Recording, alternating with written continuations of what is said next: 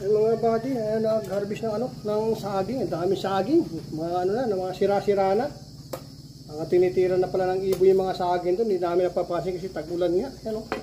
Ang dami, kaya dami natin ilalaga ito araw-araw.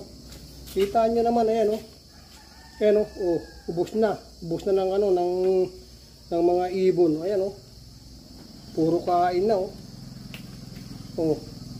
puro kain na ng ibon. Sayang. Hindi natin naagapan.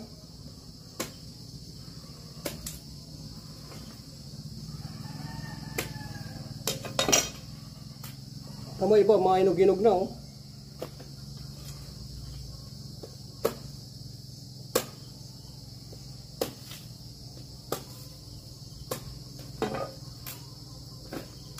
Dami.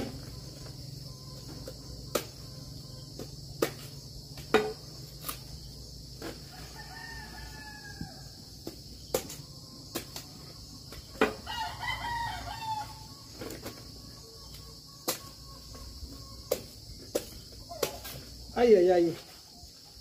Ang dami, daming langgam din. Ang dami, Dami rin langgam. Yan, may mga hinog-hinog na,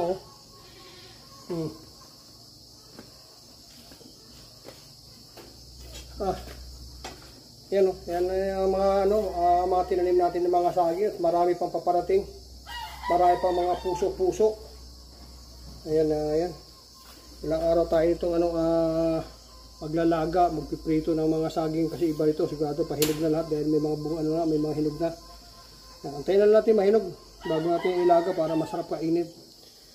Puro mostly laga ka para at least wala mantika, no? Ayan.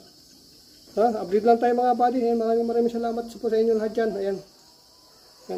Ayan, comment lang po sa mga dyan, sa mga nakaka-relate na kumain ng mga saging dito sa sa bukid.